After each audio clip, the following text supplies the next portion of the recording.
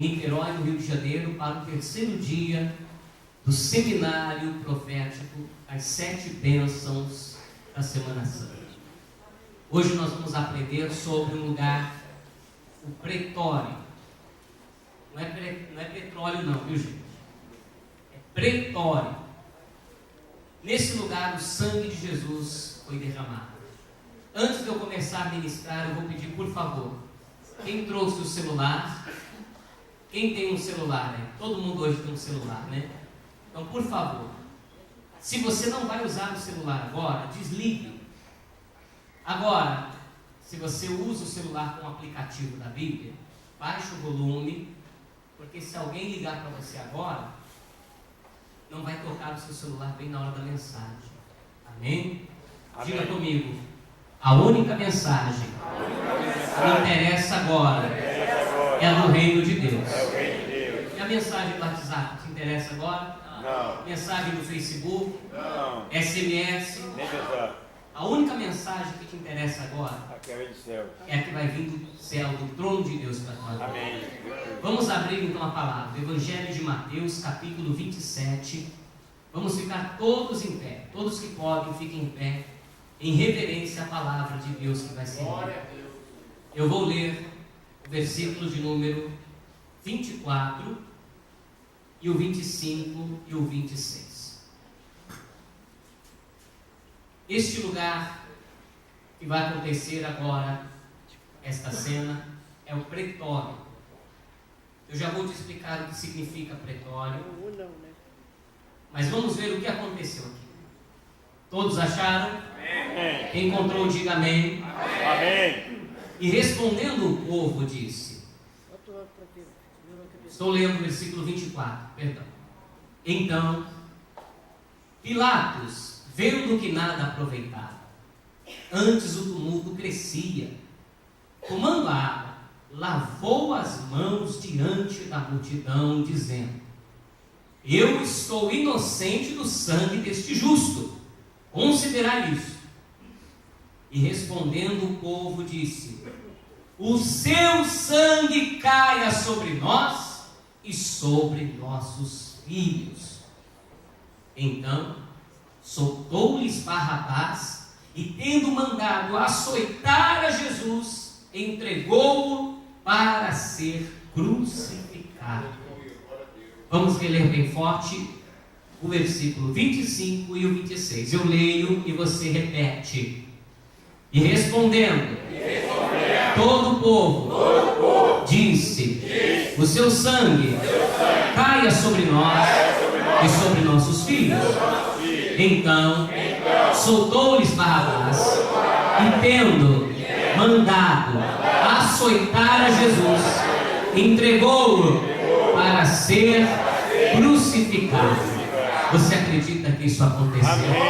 Essa palavra de Deus é verdadeira? Então desocupe as suas mãos e vamos aplaudir bem forte ao Senhor a sua palavra. Enquanto você aplaude, diga glória a Deus. Vai aplaudindo, glorificando o nome do Deus eterno. Isso, aplaude e glorifica. Pai querido e Senhor Deus amado, Deus eterno e todo-poderoso, mais uma vez a tua palavra está sendo aplaudida neste lugar. Mais uma vez o teu nome está sendo glorificado neste lugar. Muitas pessoas estão ouvindo pelo rádio agora, estão glorificando também o teu nome. Muitas pessoas estão assistindo agora pela internet, no YouTube, ou assistindo a gravação por um DVD dessa reunião especial. Sobre cada vida que te aplaude e te glorifica, abre o céu agora, derrama da tua graça, da tua virtude, do teu poder. Envia, Senhor, a tua palavra com poder, com autoridade, e que a tua palavra vá e produza resultado para o qual está sendo mandada.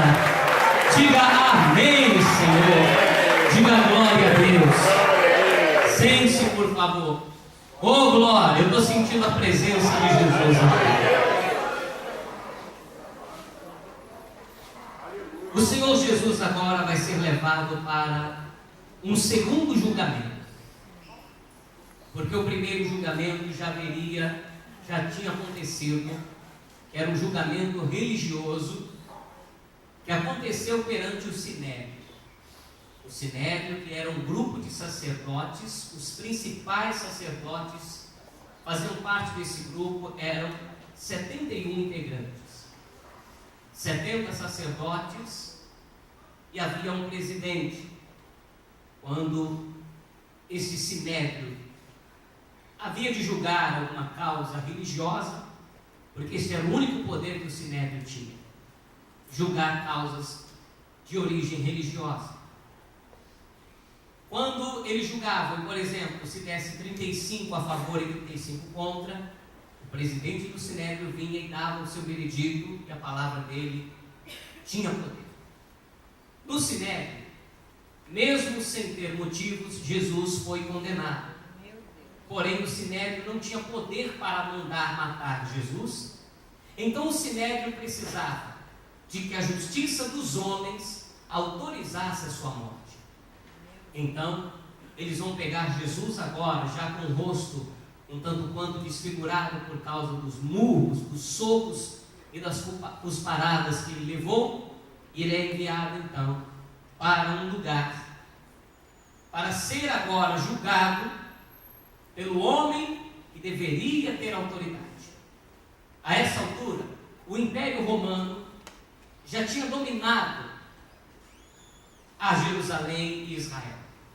Então o Império Romano nomeou 2 homens para serem juízes nesta terra.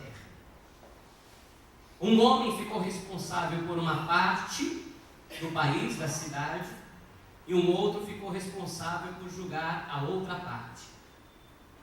A parte correspondente, de um lado, era a parte aonde quem julgava em Cesareia era Pilatos. E Herodes cuidava da região da Galileia, do outro lado, que era a região marítima. Então, um desses 2 haveriam de ter poder para fazer com Jesus aquilo que os sacerdotes queriam, matá-lo. Então ele é levado para esse homem. Pilatos, ele é o pretor romano. O nome dele é Pilatos, mas o exercício da lei que ele faz, a sua função, o seu cargo, ele é um pretor. A palavra pretório, ela vem de origem do latim. A palavra em latim se escreve preatório. Preatório.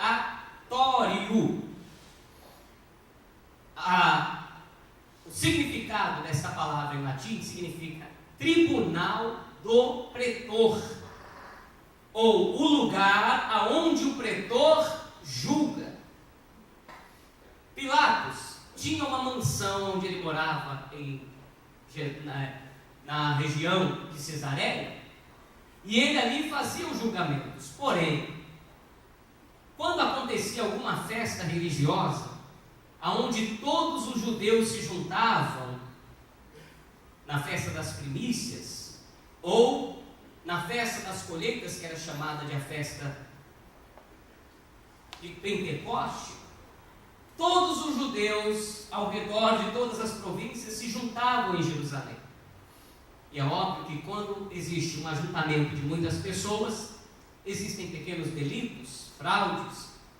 Por isso, o Pilatos deixava de julgar na sua própria casa, e era montada uma tenda no centro de Jerusalém, e essa tenda era popularmente chamada de tenda do juiz, ou a tenda do homem poderoso. Mas o nome real desta tenda colocada no meio da cidade, no centro da cidade, para poder até mesmo com mais facilidade resolver os problemas, essa tenda era chamada de pretório. Era o tribunal do pretor. Então qualquer delito que se ocorresse, qualquer delito que ocorresse na cidade, era levado para esse homem, para que ele julgasse.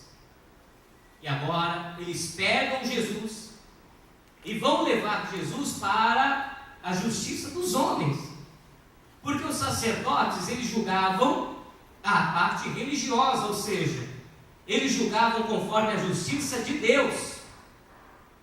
Mas para matar Jesus, eles precisavam da justiça dos homens.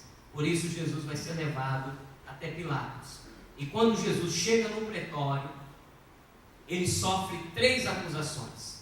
Vamos ao Evangelho de Lucas, capítulo 23, porque Lucas, ele esclarece melhor quais são as acusações que Jesus irá ter no pretório. Lucas, capítulo 23, eu vou ler o versículo 1 e o 2.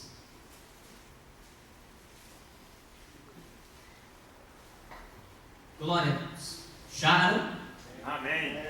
Levantando-se toda a multidão deles, o levaram a Pilatos e começaram a acusá-lo, dizendo: olha a primeira acusação. Havemos achado este pervertendo a nossa nação. Ele está sendo acusado de perverter a nação, ele está sendo chamado de pervertido. E alguém que leva as pessoas também para se perverterem. Jesus nunca levou alguém para o caminho errado. Essa acusação é falsa. A segunda acusação, diz a palavra aqui no mesmo versículo 2: proibindo de dar tributo a César. Essa acusação também é errada, porque existe uma frase muito conhecida no mundo inteiro, que foi Jesus que havia dito e era o que ele ensinava para os seus seguidores: dai a César o que pertence, o que é de César. Essa acusação não procede. E a terceira acusação, dizendo que ele mesmo é o Cristo, o Rei. Por mais que Jesus pregasse, falasse, alguma vez Jesus disse: eu sou o Cristo? Toda vez que alguém dizia: o Senhor é o Cristo, ele dizia: tu disseste. Quem está dizendo isso é você. São 3 acusações, mas vai ser levada até Pilatos. E quando Pilatos interroga Jesus, ele pergunta: e aí, o que aconteceu? E começa a entender quais são as acusações. Pilatos percebe: peraí, posso matar esse homem por causa de acusações como essa? E o Pilato, que não era um homem bobo, ele percebeu uma coisa: existe uma inveja por parte dos sacerdotes com este homem. Vamos voltar ao Evangelho de Mateus, porque Mateus falou sobre isso aqui, ó. Mateus 27. Vamos pegar desde o início da leitura aqui, do versículo 11, do início da história. Mateus 27, versículo 11. Podemos ler? Amém. Estão rápidos, hein? Glória a Deus. Ô, glória. E foi Jesus apresentado ao governador, e o governador o interrogou, dizendo: és tu o rei dos judeus? E disse-lhe Jesus: tu o dizes. Era a mesma coisa que Jesus falava para todo mundo. Quem está dizendo isso é você. Versículo 12.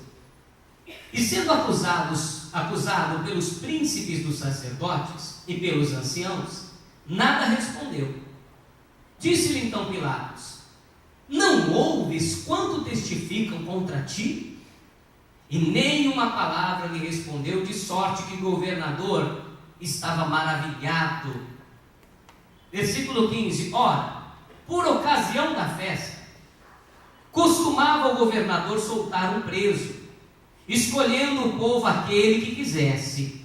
E tinham então um preso bem conhecido, diga comigo, um preso bem conhecido. O nome dele era Barrabás.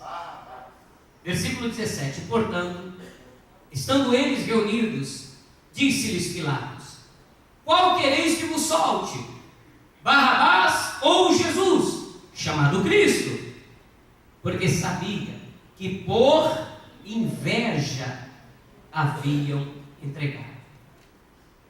Ele sabe que existe uma inveja, e algo vai acontecer para que Pilatos também não queira matar Jesus. Versículo 19. Estando ele assentado no tribunal, no pretório, você que gosta de fazer anotações, onde está escrito aí tribunal, você pode substituir por pretório.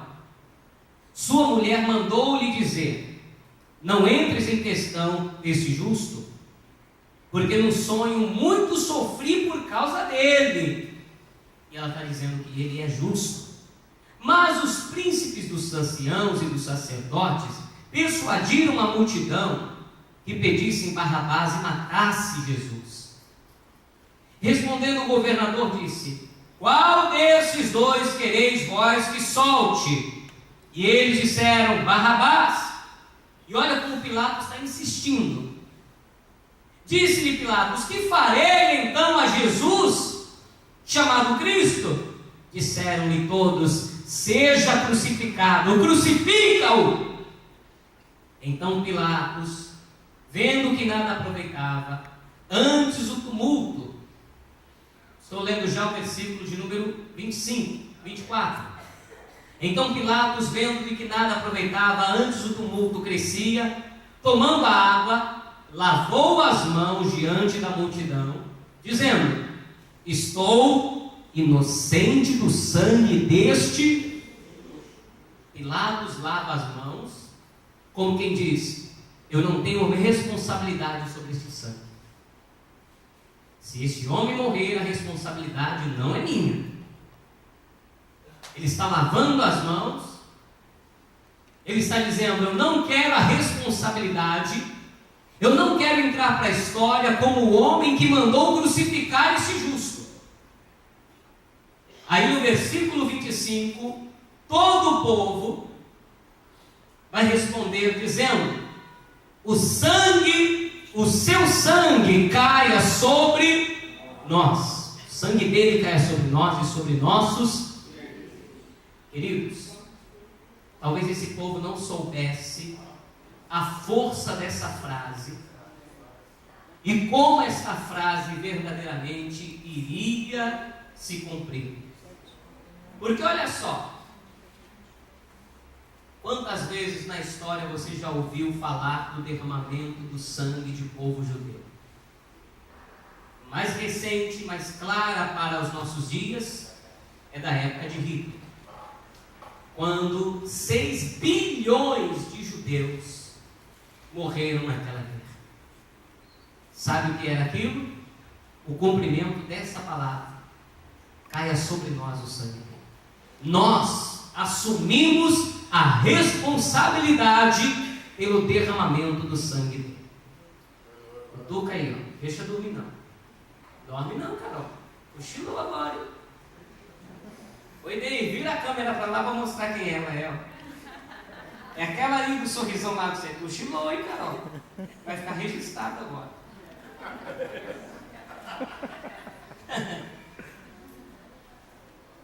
Olha a responsabilidade que esse povo está assumindo. Nós seremos os responsáveis pelo derramamento do sangue dele. Isso é uma coisa muito forte. Porque esse povo representa toda a humanidade.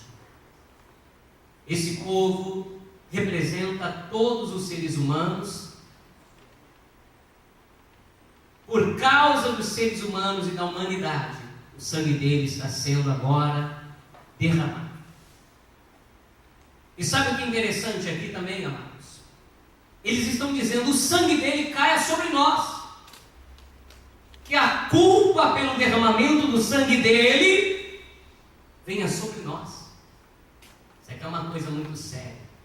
E todos os cristãos, pelo menos aqui nesse ministério, uma vez por mês, nós celebramos a Santa Ceia do Senhor. É o dia do ajuntamento. É o dia que muitas pessoas comparecem para receber o corpo e o sangue de Cristo. Mas olha só o que a palavra de Deus ensina. Vamos à primeira carta de Paulo aos Coríntios, capítulo 11. 1 Coríntios, capítulo 11. Eu quero ler com você o versículo de número 27. Olha que coisa forte. Você já imaginou alguém apontar para você e dizer: você é a culpada pela morte de Jesus? Dura essa palavra, não é? Imagine se alguém olhar para você e disser: você é o culpado pelo derramamento do sangue de Jesus. Mas a verdade é que nós somos mesmo. Por que o sangue dele foi derramado? Por nossa causa. Porém, amados, quando acontecer o último julgamento da humanidade, a humanidade vai ser dividida entre dois povos. Ela não vai ser dividida entre cristãos e muçulmanos. Ela não vai ser dividida entre católicos e espíritas. A multidão, toda a humanidade vai ser dividida entre dois povos. Aqueles que serão absolvidos da culpa pelo sangue de Jesus ser derramado, e aqueles que serão condenados pelo derramamento do sangue de Jesus. Glória a Deus, aleluia. Não importa a nação, a língua que se fala e a religião, tudo vai ser dividido dessa forma. E aqui na palavra de Deus diz o seguinte: portanto, qualquer que comer este sangue, comer este pão, ou beber o cálice do Senhor indignamente, será culpado do corpo e do sangue do Senhor. Olha como isso aqui é sério, gente. Quando alguém come e bebe indignamente, ela trai para si a culpa pela morte de Jesus na cruz.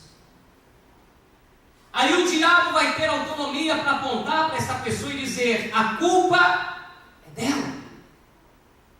Naquele último dia o diabo vai apontar para todo mundo e vai dizer: a culpa é deles, só porque Jesus morreu, eles são os culpados. E muitos, por causa dessa culpa, serão condenados a viver o resto da eternidade sofrendo no lago de fogo e enxofre, que é a segunda morte, para onde serão enviados o diabo, os demônios e todo o inferno. Mas aqueles que também são responsáveis, eu não sei se você vai ter coragem de dizer isso. Vamos ver se você tem coragem de estar entendendo até aqui a mensagem. Você pode levantar a sua mão e dizer: eu sou culpado pelo sangue de Cristo. Está vendo como o povo fica com medo? Quem são os responsáveis pelo sangue de Jesus ser derramado?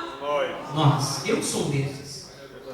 Porém, um dia eu vou ser julgado pelo derramamento do sangue de Cristo. E no dia desse julgamento eu posso ser absolvido ou condenado. Por isso que aquele povo disse que o sangue dele caia sobre nós, que a responsabilidade do seu sangue venha para nós. Então olha só, você que é cristão, você que já batizou nas águas, preste atenção nesse ensinamento.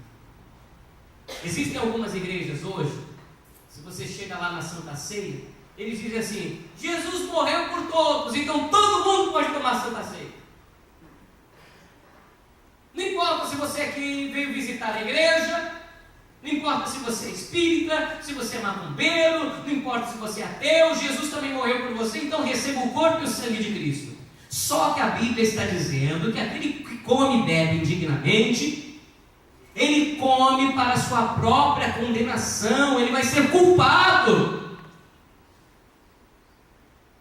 Deixa eu te explicar uma coisa, gente. Olha só como as coisas de Deus são sérias. O versículo 28 diz assim: examine-se, pois, o homem a si mesmo. Então a pessoa vai fazer um exame. Ela própria vai fazer o seu auto-julgamento para saber o seguinte: será que eu estou apto, digno de receber nas minhas mãos o pão que representa o corpo? Será que eu estou digno de receber o sangue de Cristo? Porque se eu fizer isso de uma maneira equivocada, eu vou receber a culpa pela morte de Jesus.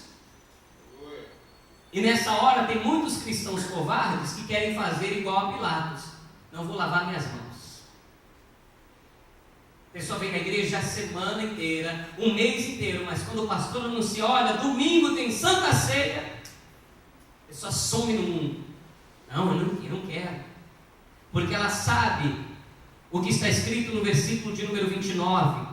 Porque o que come e bebe indignamente, come para a sua própria condenação. Mas por que essa pessoa está comendo para a sua própria condenação? O versículo 29 conclui dizendo: não discernindo o corpo do Senhor. É porque a pessoa não teve discernimento, entendimento, para saber que aquilo ali era o corpo do Senhor. Eu me lembro que em São Paulo, uma mulher uma vez disse: pastor, eu não sei que mistério é esse. A minha filha, toda vez que eu vou embora da Santa Ceia, ela fica doente. Eu não entendo isso. Eu fiquei quieto.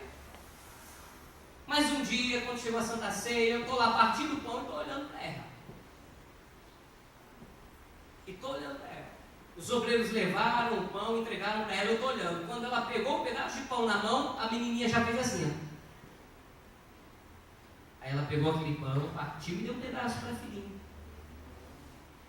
Quando veio o cálice, ela pegou o cálice, a menininha já fez assim. Ela pegou um pouquinho e deu na boquinha da menina. Quando chegou na quarta-feira, eu a chamei e disse: irmã, vem cá. Olha o que está escrito aqui. Porque o que come e bebe indignamente, come para a sua própria condenação, porque não tem discernimento do corpo do Senhor. E olha o versículo 30. Por causa disso, há entre vós muitos fracos.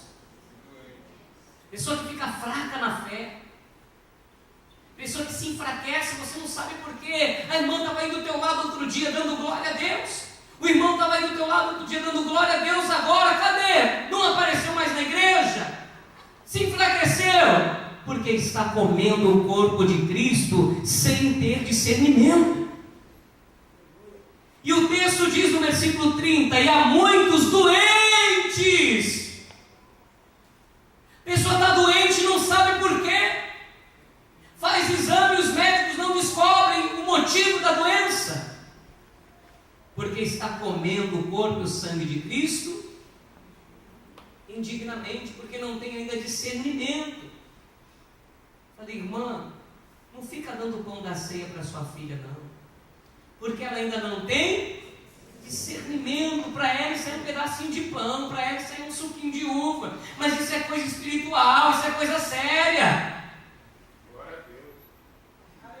Pastor, mas a menina fica ali, ela fica com vontade. Então, irmã, vai na padaria, compra um pedaço de pão, compra um litro de suco de uva, chega na sua casa, brinca com ela de Santa Ceia e dá o pão para ela comer lá. Mas o pão que o pastor levantou para o céu, que a diaconisa ficou uma semana em jejum para fazer, partiu como o corpo de Cristo? Ainda não.